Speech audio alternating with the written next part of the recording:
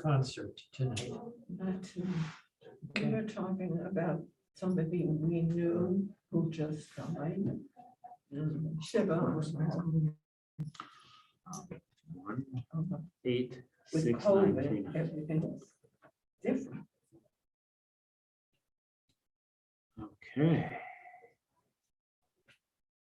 There we Who is go. that? Oh, oh. That's him. There's a lot of noise out there, huh?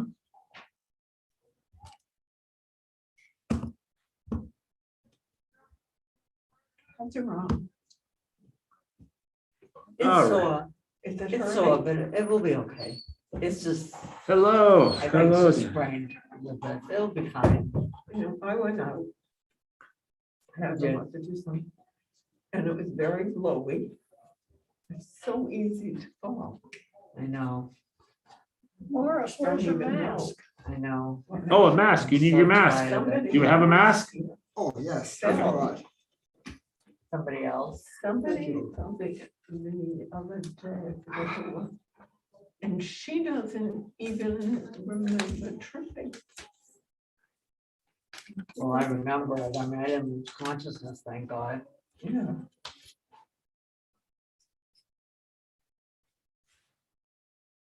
All right, so we'll see if anyone joins us.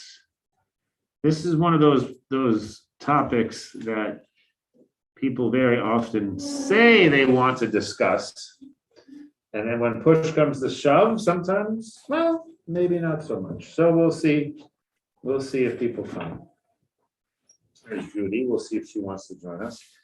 All right. So this article is called Facing the Fact of My Death. It's written by this man here, George Yancey, who is a philosopher, and he teaches at Emory University in Atlanta. And he's written a whole series of articles on a variety of topics, but the topic that we are concerned with here, I'm sorry? I didn't know what the topic was. So if you're not into it, I will not take it amiss if you don't want to talk about it. But yeah, it's fine, Judy, just fine. It is a topic that is, I think, as he says, right? It's on one hand terrifying, and on the other hand, it's a great opportunity to sort of grapple with some questions about the future. And, you know, as it says in our tradition, in the Jewish tradition, it says, you know, teach me to number my days, right? So that I can have a heart of wisdom, right? Which is essentially, you know, one of the ways, there's many ways to understand that line, but one of the ways is to let me recognize, right, that I don't live forever, that my days are numbered, that I'm not going to be around forever. And somehow that knowledge, that recognition, that realization will allow me to access a greater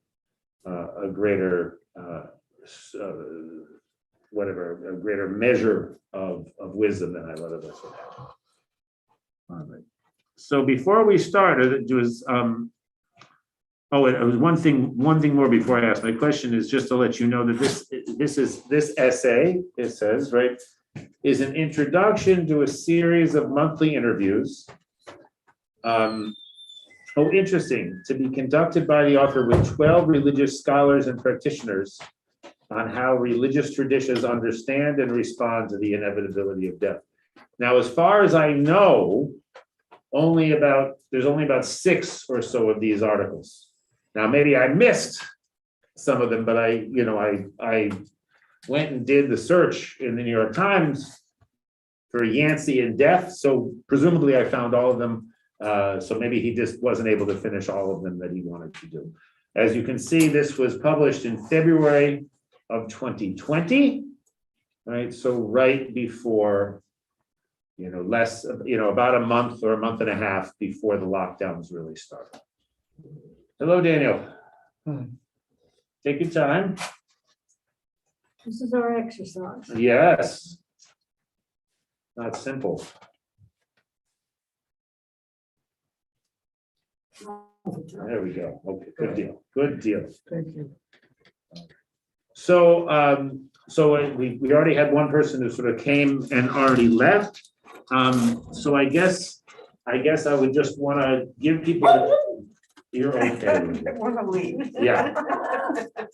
Give people a chance, if they feel up for it, to sort of say, well, you know, what emotions, what feelings, Rosie, what in the world, you can unhook her and let her come over to me. I mean, obviously it strikes a chord, and Rosie, she doesn't like to talk about this either. You know, what are the emotions, the feelings that come to mind when you think about this topic? What is the topic? The topic is the inevitability of death. Oh, It's very scary when I think about it. Yeah. Are you willing to say what scares you about it, Marion?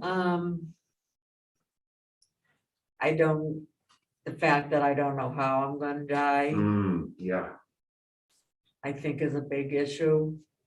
And I mean, I took care of my mom for 7 years when she was sick, and I took care of her until she passed. And that was quite a learning experience for me, but very scary. yes. You know, it really affected my heart a lot, you know, because we were so close and stuff. But that just kind of opened up my eyes to a lot of things. Thank you. Thank you so much for sharing. Of course. Anybody else? Yeah, please, Mark. Well, my feeling is, wondering whether it would be sort of sudden or a gradual thing. We're Yeah. alert to suffering. Right. I couldn't hear that one. I think if I understood what Morris said behind his mask, which is a little hard for me, he said you know, it's hard not knowing, right, if death is going to come suddenly, right, or gradually, and will dying involve some amount of suffering, and thinking about what that suffering might be. And this topic is on my mind. Did I say that right? Right, but I forgot to add, but when all is said and done, it will happen. Right. The fact that it's inevitable, Absolutely. right, is something that is, you know, can, you know, like what Miriam said, right? It's not necessarily that we're going to die, right? That might be scary, right? But part of it is that we don't know when, we don't know how, right? And we don't know what, what's going to be involved. Is it going to be a simple thing, or is it going to be a drawn out thing? Yeah, go ahead, Barbara. my feeling about it is, since I don't know those things, is about the only thing I can do is live now the best way that I know how, and hope that it's quick when the time comes, like a heart attack or something in bed. Right. Right. You want to go to bed one night and not wake up the next morning, right? Yeah. And I've thought about it, because when I'm dead asleep, no pun intended, and then I wake up and I think, well, that must be what dying's like. I'm just totally unconscious of anything. Right. And it's just an interesting thing to consider Yes. for me. No, you're pointing to something that's very salient in the Jewish tradition, which is that the rabbis consider sleep to be 1/60th of the experience of death. I don't know why 1/60th. I'm not sure where that number came from, but that there definitely is sort of a sense that sleeping is a kind of rehearsal, and that I'd be puzzled about what the I know, as soon. 99, 60 or Right, something. what are 59, what are the other 59 parts like? Because the 1/60th of that is pretty nice, I like sleeping. Yeah, go ahead, Harriet. I worry about the things that I can control. I'm worrying about what I should make tonight for dinner. When I go shopping, what kinds of things should I get? Should I respond to my daughter, my granddaughter's phone call immediately? I think my death has been preordained and it's settled, and God and I are okay with it. I mean, go to shul, you ask him to be gentle and kind, but I think we have no control over it, so I'm not going to worry about it. It's what will be, and the rest of it, I worry about the nourishkeit, the stupid little things that you have to fill in on a day-to-day basis. Yeah, it's amazing, right, how you use that word nourishkeit, right, because it's, on one hand, right, death is like the most important thing, right, and then on the other hand, it's, well, that's the end, like, once it's over, it's over. And so what are we worried about? Right, so it's and it is all the stuff that we're doing before we die, is that nourishkeit? Or what is the most important thing? I think that's one of the questions that thinking about death allows us to address. Like, what are the things that I really want to do with the life I have left? I mean, no matter how old you are, right? Today could be your last day, right? We all know that, we all assume that won't be the case, right? But we know in theory that could be the case, right? So there's always this kind of something of an imperative to think about, well, what is not nourishkeit, right? Thinking about what to have for dinner tonight, is that nourishkeit? Is it not nourishkeit? Right? Thinking about our relationship with our granddaughter, is that nourishkeit? Is it not nourishkeit? And each person, of course, is going to answer those questions slightly differently. So, all right, Nikki, do you want to say something?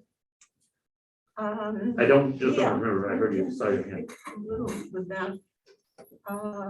I think over the last few years, since my husband died, I think about death a lot because he suffered a lot. Therefore, my children, and to some extent my grandchildren, suffered,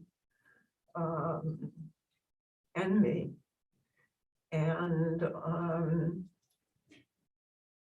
wasn't so much about his death, it was just how the disease took away his dignity, took from him, I felt like it was pulling things from him, terrible things. And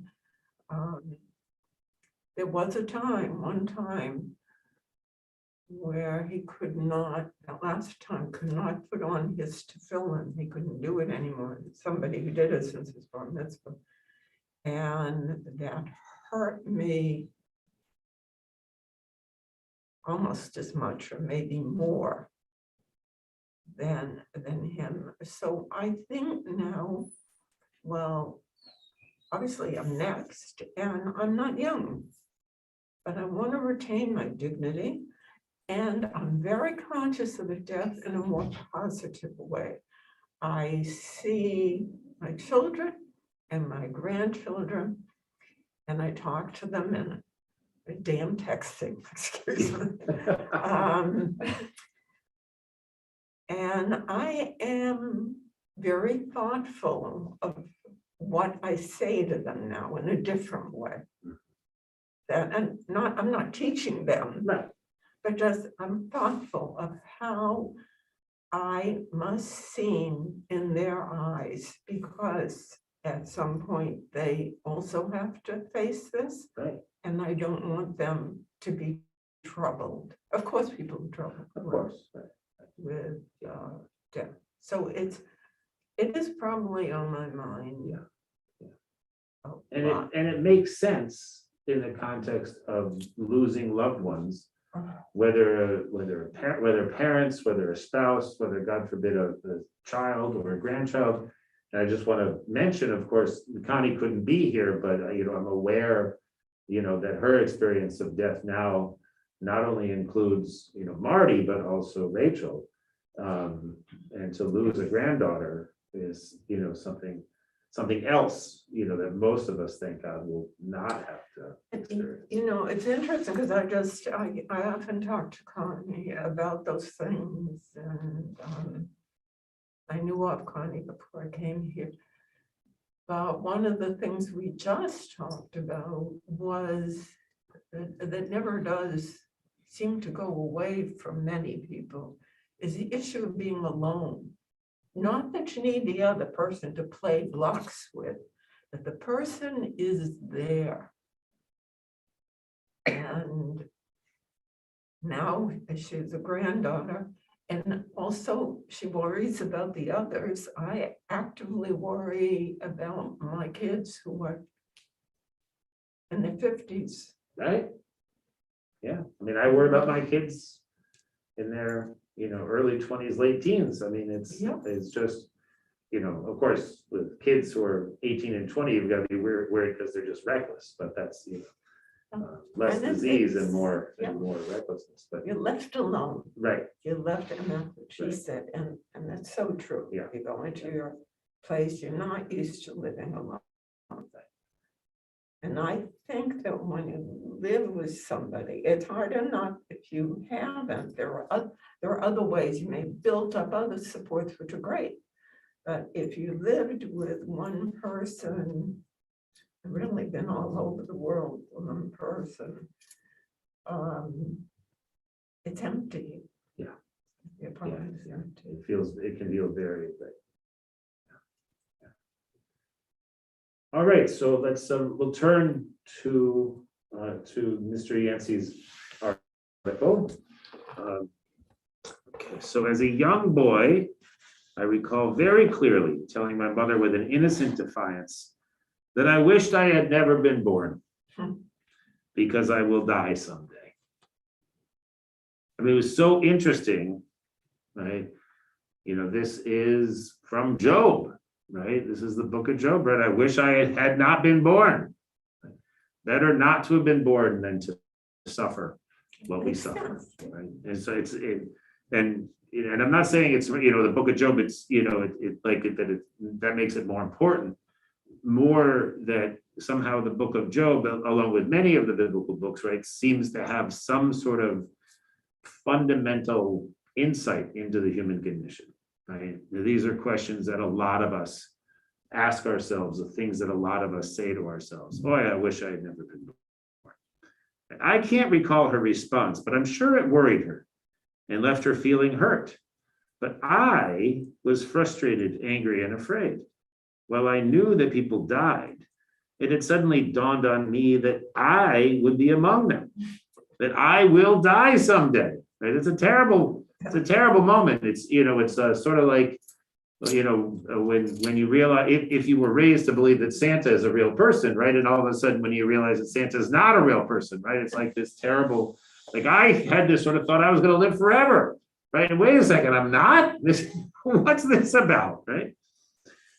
It was an epiphany, one that I would rather not have had, which is a really interesting, I just want to sort of point that out for a second, right? He for a philosopher, it always strikes me that that's a very odd statement, right? Or maybe this is one of the reasons that he became a philosopher, right? That he wishes that he had not had this epiphany, that there was something, that he kind of wished that he could remain in a blissful ignorance about this. Like the dogs, right? The dogs don't know, they're not aware of the fact that they will die, right? Which is one of the reasons why I'm constantly pulling them back from running into the middle of the street, right? Because they don't really have a clue that if they go into the street where there's cars, they could get hit by a car and they will not survive, right? Yeah, go ahead, Barbara. What strikes me as interesting about that was he says as a young boy, and I don't know about other people, but I can't remember ever thinking very much about death, except that I was afraid that the people who took care of me might die, but I didn't relate it to myself in any other way. Right.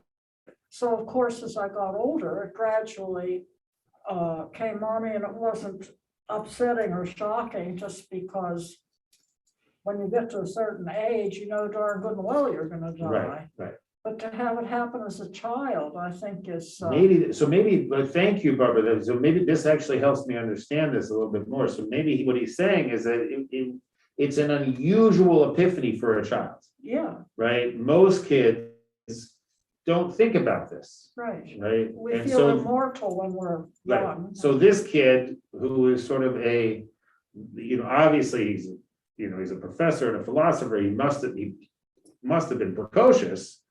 Right, he's having these kinds of thoughts, Jovian thoughts, as a kid.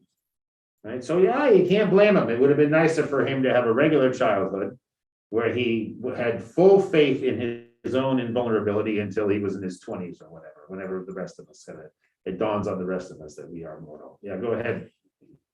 I'm thinking that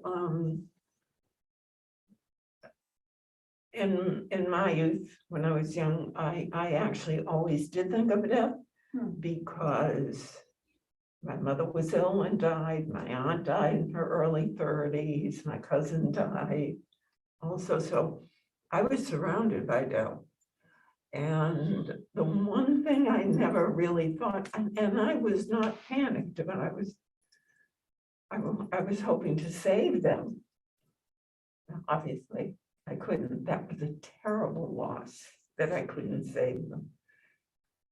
But what I never thought about was old age, because they were all dying young. And I didn't think nobody ever talked about getting old. I didn't know what getting old was, except for my grandmother, who sat and banged on her heart for angina, I know. But this is a whole, being old is a time before death, and I wanted to have a purpose. This is what I keep saying to myself, especially since I've come here. And before, since Bob died, I want to have a purpose at this stage of my life, just like I had at other stages. I really benefited from working with hospice patients and the people that I worked with. So there was always a reason. Now I have to figure out my reason for living, besides the fact that my grandchildren love me. Well, and it is true, one of the things that I think has been so hard about COVID, right, is that many of the ways that we had available to us to help other people have been taken away from us in COVID. And it's often the helping other people that really makes us feel better and makes us feel good. And when those opportunities have been taken away from us, the only person we have to take care of sometimes is ourselves. And that's just Boring. not good enough very often. Even if it's not boring, it's not good enough. It's not good. That's not good. All right, so I recall thinking, I didn't sign up for this. Who is playing this terrible joke? Who gave me this life and this body, right? And now they're telling me that it's all going to be taken away. Strange, I realized, but there I was, a child, elated to be alive, feeling the warmth of the sun on my brown skin, playing with friends in the streets, eating ice cream, celebrating birthdays, enjoying unconditional love shown to me by my mother and my older sister. Why did I have so much joy and shared love just to someday have it all taken away, gone forever? And I understood gone forever to mean never existing again, done, kaput. It made absolutely no sense to me. I experienced the fact of my death as a cosmic slight. I could not get it out of my head. Even at that young age, I began to feel the heavy weight of my finitude. I couldn't put it down even though I wanted to. death was now too close. You can just imagine a kid, I mean, lots of kids have things they're obsessed with, right? And they can't sort of put them aside for other things, even though they, are also at the same time are having all kinds of fun and, so on and so forth. It's, these things are not mutually exclusive. It was dreadful, that sense of unthinking longevity and vulnerability, cavalier confidence. Hell, just being a child, right? This is what I think Barbara was talking about, right? That many of us have that sort of sense, like, until a certain age, right? When we sort of realize sooner or later, right, that we are mortal. But it gave way to a deep and frightening reality that I could not control. And I do think this is something that came up in our Control. right control. The word dignity sometimes is connected to control. Yeah. Right. What are the things that we no longer have control over? Right. And what do we actually have control over? Of course, is a great question. The childlike omnipotence collapsed and left me facing an abyss. The abstract fact of death had become personal. I had come to realize that not a single moment is guaranteed, not another breath, another blink of an eye, another hug from my mother, or a clash with my sister. Nothing to make you feel alive, right? Like arguing with your siblings. As I grew older, this feeling of existential dread stayed with me, of being thrown into existence without any clear sense of why we're here, of wondering whether or not God exists, whether or not the cosmos has any meaning beyond what we give it, whether or not we have immortal souls, whether there's anything to be discovered after death, or whether death is the final absurd moment of our being. I was like the French Algerian existentialist Albert Camus, who wrote of having conscious certainty of a death without hope. Camus is not necessarily a comforting philosopher. So this doesn't sound very good, right? Conscious certainty of a death without hope.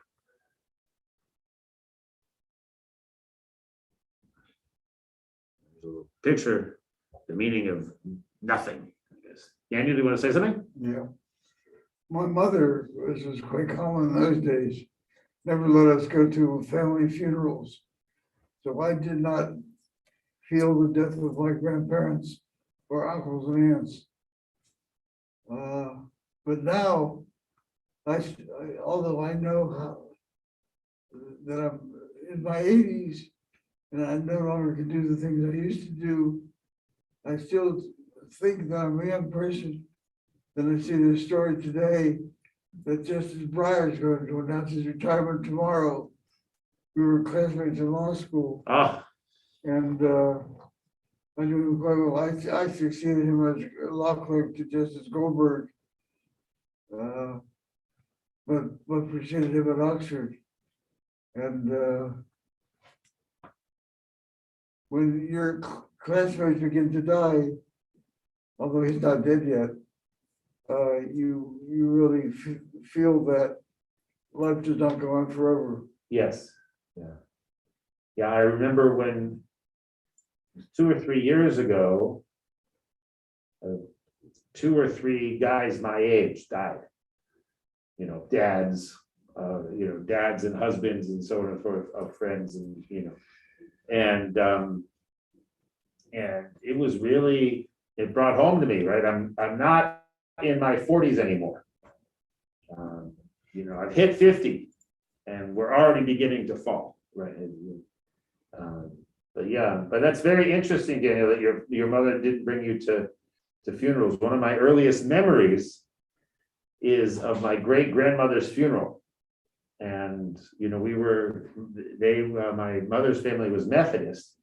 And so there was the viewing of the body. And I remember that my sister and I was old enough for my sister to be around. So my sister and I went up and we knelt in front of the body and, said goodbye. And I remember that my mother, either then or at another point, mentioned that there were people there that were somewhat shocked and horrified that, there were these little kids, looking at the, but I was always very grateful to her for bringing me to sort of to face that, to face the reality, and B, to be able to say goodbye to this, this person that I didn't know her that well because I was so young, but that I really cared about. I knew she was connected to me. Yeah. I had the same sort of experience. I've gone to many wakes over the years, and now the funeral homes actually have an area for people who don't want to see the body, but not way back. And I thought that I was really going to be upset, and I actually was calmed by being able to go up and see the body, and just particularly with one client of mine who was always worried about whether she would die a brutal death. And there she was, looking very calm and okay. And of course, we don't do it. Jews don't do that. We don't do a wake, right? Yeah, it's only at a wake, but I have a lot of friends who say, "Oh my God, I would never do that." And I actually felt very. Well, it's really at interesting. peace. It's really interesting. A woman last week, I think it was, or 2 weeks ago, died in Roslindale. And I was called to the bedside, and her husband was living in the same room, and her daughter was there, and she was breathing very, very labored breathing, really didn't look comfortable despite the morphine. She wasn't in any pain, but the breathing was really heavy. And she died later that day, and I happened to be on the floor, and so I stopped in and spent time with the body and with her husband and daughter. And it was remarkable, the transformation, because after she died, her face was so calm and so composed in a way. It was amazingly comforting for the family to see how peaceful she was. And so I do think there's something really powerful about seeing the body. It's not that we don't see the body in Judaism, it's just we don't see it on the day of the funeral. So as an adult, this uncanniness goes unabated. It is not stopped. There are times when, like the 17th century thinker Blaise Pascal, I feel trapped between two infinities of meaningless. In his unfinished work, Pensées, Pascal writes, when I consider the short duration of my life swallowed up in an eternity before and after, the small space I fill engulfed in the infinite immensity of spaces whereof I know nothing and which know nothing of me, I am terrified. The eternal silence of these infinite spaces alarms me. I wonder why I am here rather than there, now rather than then. Who sent me here? By whose order and design have this place and time been destined for me? Very interesting to hear this from Pascal, because I always think of him as a rather not orthodox, small old orthodox Christian thinker. So I would imagine, right, that an orthodox, small o orthodox Christian answer would, well, God, right? God put you on earth at this time in this place in order to do what you were meant to do on earth, right? And so to sort of think about the immensities on both sides, right, and to be so terrified, right, it's very intense. I have to confess that this doesn't resonate with me. I have to say, if I'm going to be honest, right, I would say that I do have some sort of concept, right, that I'm here be'et ratzon, as we say in our tradition, right, at the appointed time or at the propitious time, right? I never heard that. The eight? Eight means like time, rason, mean of, the wished time, right? Eight Wish rason, time. right? You want to go, why do we have special prayers for God, right, on the various holidays? Because it's eight rason, right? It's the right time. Right? So somehow I have some sort of mystical idea that I'm here when I'm supposed to be here, that what I was sent to do on the earth, right, is what I can do at this point in history. Go ahead, Harriet. I think it's very selfish of us to think of ourselves at the end of our life and worry about how it will happen and when it will happen and will I be in pain. Our granddaughter, who lost another grandfather, was very perplexed after the funeral. And in weeks following, where did he go? Where is he? I mean, what happened to the body? I know it's buried, but what happened to him? And I think it's our responsibility, if we're blessed with grandchildren, to make some sort of a thing like, when you see the sunset, that's when you think of me, or when you, and not sad things, and have a connection with them of happiness and joy that we shared something wonderful, as opposed to the end of life. I mean, they learn nothing from the tragedy, they've experienced that. But if you give them something to hold on to that's happy and pleasant and makes them feel relaxed about the loss, I think we will have given them a great deal. Yeah. And That's it's lovely. always easy to find something with each. We're blessed with 7 grandchildren and they're all adults. And I can find something with each one, and Dan can find something with each one that we did together and treasured, and it was a blissful opportunity to do things. But to sit and think, I'm sorry, life is too short. Yeah, well, I mean, go ahead, Barbara. Well, it's kind of off Harriet's subject. Are you finished, or did you want to say more? Oh, I could relate to his last few sentences, but in a slightly different way. Because I often think, why was I born at this time and in this place? I could have been born Jewish. I was born in 1935.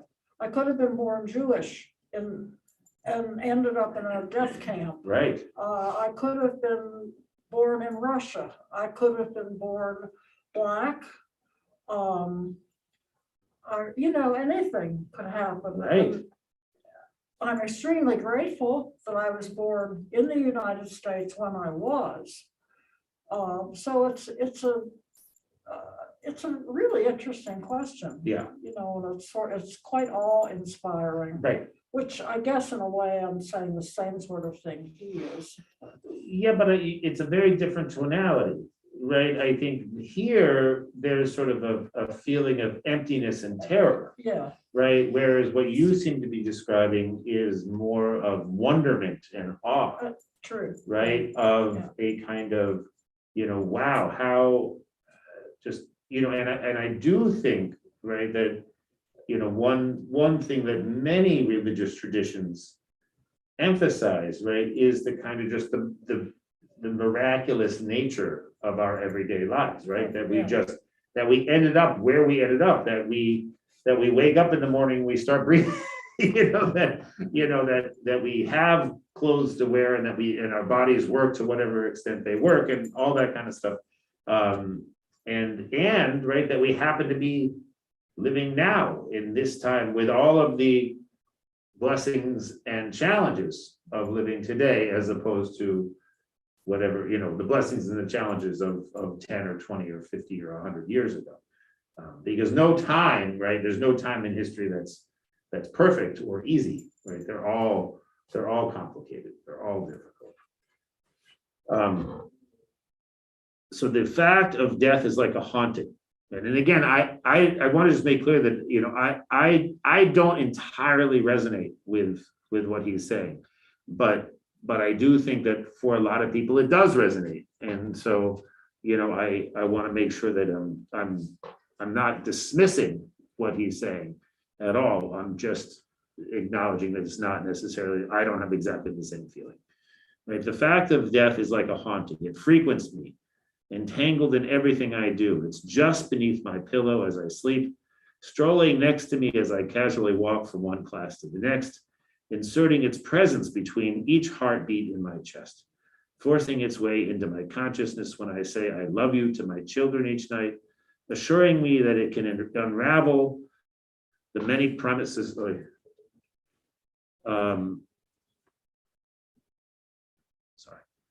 assuring me that it can unravel the many promises that I continue to make, threatening the appointments that I need to keep. This sense of haunting is what the Harvard professor Cornel West calls the death shudder. Of this shudder in the face of death, he writes, yes, dread and terror were involved, but also perplexity, exploration. Where does non-existence take you? And what does it mean to be stripped of your own consciousness? How do we live with the idea that we are always tantalizingly close to death? At any moment, the bridge can collapse. Kind of negative. Yeah, well, I mean, it's negative, and it's also not completely lost on me that both, I can't speak for Blaise Pascal, right? Different time, different place, different country, so on and so forth, right? But Cornel West and George Yancey, right, are both African-American professors of philosophy in this country, which is so full of danger for Black men. Right, and being an eminent professor doesn't get you out of also being a Black man. Well, And so I don't know to what degree that has a connection. I'm sorry. Go ahead. No, I'm not trying to be disrespectful to what he's writing. Yeah. But I can't help thinking, yeah, it's another philosopher, and they go on and on and on. And on. The philosophers, they love to talk, right? They love to beat the dead horse. Yeah, Got a go ahead. question, but actually is one that's kind of funny. Jerry Krugman, who writes for the New Yorker, and he's a professor. Sure. And he's kind of like, everybody's sort of in awe of him. He goes to KI. Yeah, sure. He is one of the biggest hypochondriacs you could ever be. And I just always think it's funny. My sister would tell me, and she always worried about this, he's worried about that. And there he is with all of his knowledge. Yeah. And Yeah. almost childlike about it. The other thing is, and I can't find it here, and I can't remember the last name. At Brandeis, there was a professor who had ALS. And his students came to him and he wrote, it was just so enriching through his, I won't even say struggle, his experience with ALS, and it has been put into a novel. It's nonfiction. So I am looking for it, but I don't remember his last name. Okay. Do you remember his I have first to name? ask if he can. It's Maury something, something. And I even know that my son took a class with him before he became ill. Oh, interesting. He took his illness at Brandeis and he made a learning positive thing out of it. And that's what I admire. I mean, anyone, I see people every day here and in Roslindale, right, who take the adversity they're facing and they just turn it around. I see that every day, and that's one of the reasons I love working with this population, is because it's such a common occurrence. All right, so I continue to shudder. Yet there is something about facing the fact of death that invites us to double back, to see our existence, our lives differently. The scholar Mark Ralkowski, reflecting on Martin Heidegger's notion of being towards death, writes, in rare moments, we can be returned to ourselves by an experience of anxiety, of angst, which disrupts the tranquility of the everyday world by emptying it of its usual significance and meaning. In these moments, none of our projects or commitments make sense to us anymore, and we see that we are committed to roles prescribed to us by das Mann, which means the they or the crowd. And so, or as we like to say, the man, the man's putting us down, right? And so, there's a way in which, and this is, I think, relevant to what you were saying before, Harriet, about the Narishkeit, right? That when we begin to think about death, right, it gives us a chance to clear away some of the mental Narishkeit, right? What the stuff that really doesn't matter, right? And lets us have a little bit of a clearer view of what is really important.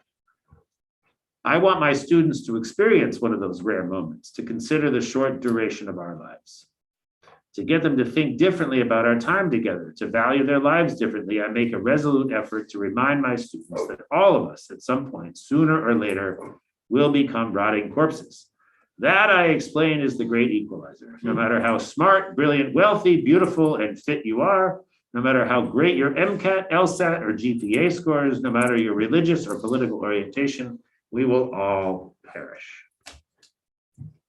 After hearing this, students will often become completely silent. There's a sudden recognition that something has been haunting our joy, our unquestioned and collective happiness, our sense of permanence. Right? It is palpable. No matter how many times I've decided to remove the veil, the sting of our collective finitude continues to hit me, along with the reality of bodily decomposition and putrefaction. The unspoken reality of death, which is the haunting background of our lives, shakes my body. I mourn for me and my students and humanity. Yet a clarity emerges. My students and I see each other differently, perhaps for the very first time. We are no longer simply students and professor, but fragile creatures and mysterious beings who have been dying from the moment we were born in a universe with no self-evident ultimate meaning. Something as previously uneventful as sitting next to one's fellow classmate takes on unspeakable value. That shared understanding, vulnerability, and mutual recognition of collective destiny makes our time together even more joyful, even more precious. I'm not sure if the death shudder will ever abate while I'm alive, and I'm no closer to understanding the fact that I exist or why I must die. I don't seem to be able to achieve the necessary adjustment, the solace of acceptance, right?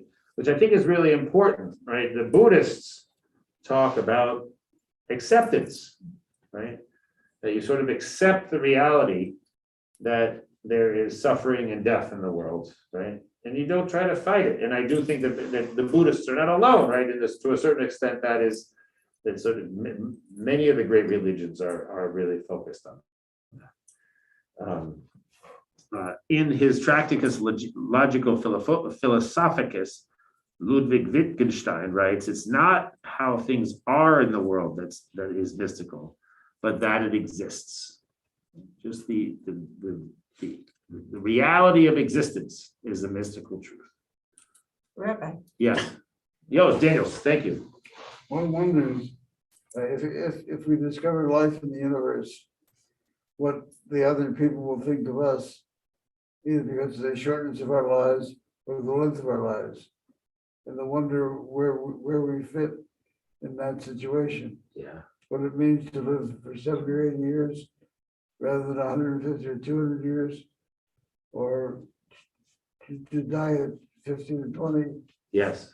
Or the dogs, who will die between 10 and 15, right? And did anybody know, by the way, that there was a novel called Bambi before there was a movie? Bambi, yes, of course. Okay, that's it. Well, right, because you're did you ever read that book? Yeah, Okay, so I guess that it's actually it's very different than the movie. Yeah.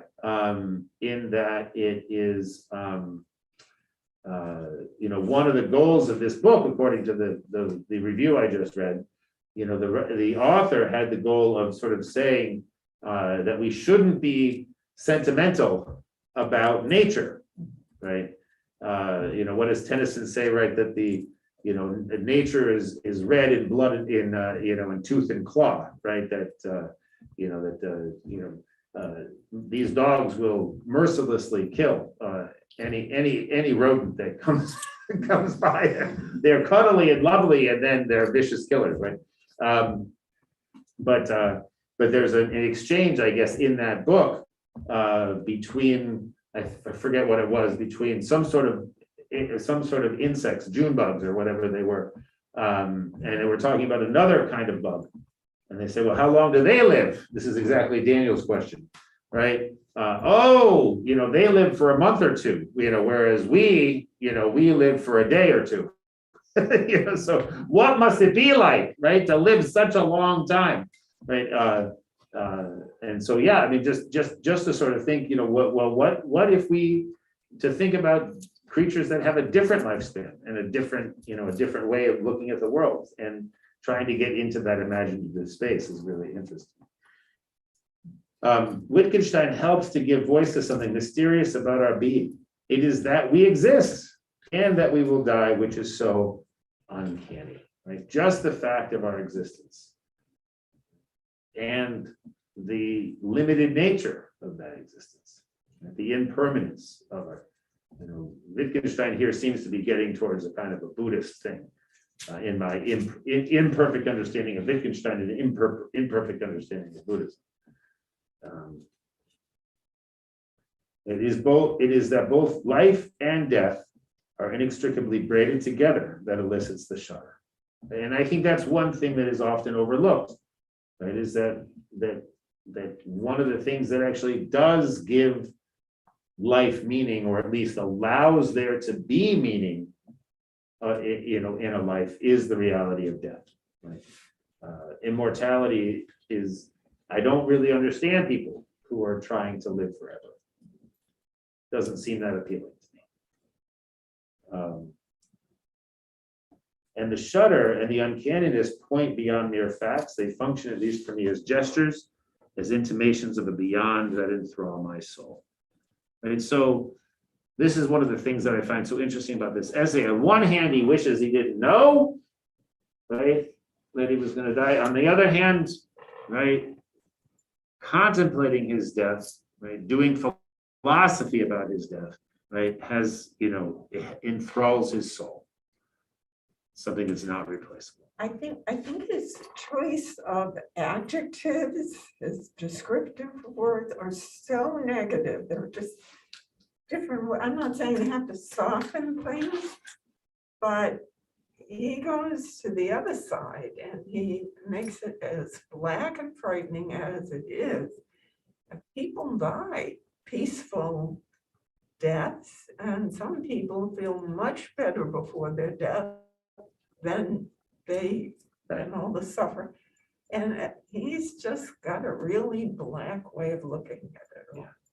Yeah, it's very, he's still, I mean, I think he would acknowledge, he's still very freaked out. Yeah. Very freaked out by death.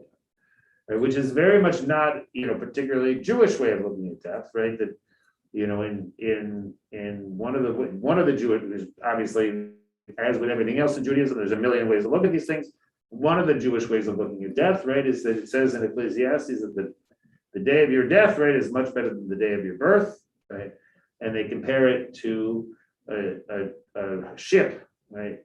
A person who's being born, right, is a ship that's going out into sea. We don't know what storms it's going to meet and how violent things are going to be and how difficult it's going to be. A person who's dying, that's like the ship coming back into port, right, at the end of a voyage, and we can really celebrate, right, that this is the end. Obviously, not everyone thinks that way, but that is one way that the tradition talks about that. So sooner or later I will die. I'm assured that it will happen. I know that if you are reading this article 100 years from now, I will no longer exist. I will have paid the debt for the gift of being. Death is our collective fate. Yet so many of us fear to talk about it, fear to face it, terrified by the idea of non-being. But we must face our destiny, our rendezvous with death. Indeed, the concept of death is a deep and perennial theme in philosophical and theological religious thought. It is one of the big questions. As the philosopher Todd May writes, of course, most religions don't claim that we don't die. But there is for many religions a particular sense in which we don't really die, right? And so Todd May is an atheist philosopher, so you take what he says with a grain of salt, right? That it's a sort of the Freudian idea, sort of the wish fulfillment theory of religion, right? We're afraid of death, so we're going to pretend that we don't really die, right? It is in this spirit of exploration that I will interview 12 deeply knowledgeable scholars, philosophers, and teachers each 1 month about the meaning of death in their respective traditions, including Hinduism, Buddhism, Islam, Christianity, Zoroastrianism, Judaism, Jainism, and others. I will be asking questions like, what is death? Why do we fear death? Is death final? Do we have immortal souls? What role does death play in how we ought to live our lives? The objective is not to find definitive answers to these eternal questions, but to engage, as my students and I try to do in our classes, in a lively discussion about a fact that most of us would rather avoid and move ourselves a little closer to the truth. Yeah, go ahead, Daniel. We, in this country, nowadays, we don't experience death the way people used to experience death. Death was a common thing in most families. Right? I knew my mother had a sister who died when she was a teenager, and I couldn't comprehend that. Because the notion that happened to me and my brother in those days did not seem to be possible. Right. I think my first perception of death was either from the movie Bambi or Dumbo. One of the other had, the mother was killed. The mother was killed in Bambi. I don't remember about Dumbo. And that was shocking to me that life could end that way, that quickly. And yet, to past generations or other parts of the world, death is quite a common experience in families. Yes. Yeah, I mean, so many families had, not all the children would survive. Right? Life expectancy was much lower, right? When people reached the age of most of the people in this room, there were not so many of people like at this age, right? So, yeah. And following on that, I'm thinking as you're reading that, maybe he's asking the wrong people to solve all these problems. Maybe it would be better or more comforting or understanding to talk to people who have lived with a lot of death, like 1918, I think of all the people in Ireland, rather than the philosophers, because the philosophers, they're kind of removed and they used words. Words are wonderful, but you can also cover yourself up with words. And I think he's trying to get some kind of answer that he would never get. Well, we'll see. I mean, it's interesting. Some of the articles that he has are better than others. And so I'll try to only bring you the ones that are more interesting, or more not. It's not so much interesting, more like what you're talking about, right? There's one thing. It's one thing to talk to somebody who is a scholar of religion, right, about the way that religion works. It's another thing to talk to someone who is sort of in the trenches of that religion, right, and encounters families. And I mean, I'm someone, right, who deals with death on a regular basis, right? Some of my colleagues deal with it even more frequently than I do. And, so I flatter myself that I have some idea, right? I don't know that I don't think I have any answers, but I have some level of familiarity, right? With how, first of all, with what I've experienced, and also observing how other people seem to experience this process. And so some of the people that he interviews are in that category. The guy that he mentions, Todd May, the atheist, I didn't find that he had anything interesting to say whatsoever. So I won't bring you that article. I mean, I'll send it around if people are interested in looking at it, but I didn't find that he led, that was helpful. So, but yeah, I mean, I do think, right, that one of the places where where people have traditionally found responses to death, right, is not so much the philosophers, right? It's, but from religious teachers very often is where people find sort of some understanding of death. Again, because death is such a large part of the life of a religious community. Barbara, last thoughts? No, So I'm thinking that we'll probably do like one a month of this topic. And hopefully, people who are interested in this topic will be able to come. And people who will want to turn around and run away will have warning that this is what it is, so they don't have to feel bad. And I'm hoping that, and I found that this, when I did this series back in 2020, when I was sort of doing them a little bit more in real time, because as they were coming out, I was bringing them, that it was helpful, and it was really interesting to learn about other traditions, not my tradition, right? How do other traditions look at these questions? And to sort of think about, well, where are there similarities, right? And where are there differences, and what can we learn from those differences? So to be continued. thank you. All right, thank you, everybody. Thank you. Very good.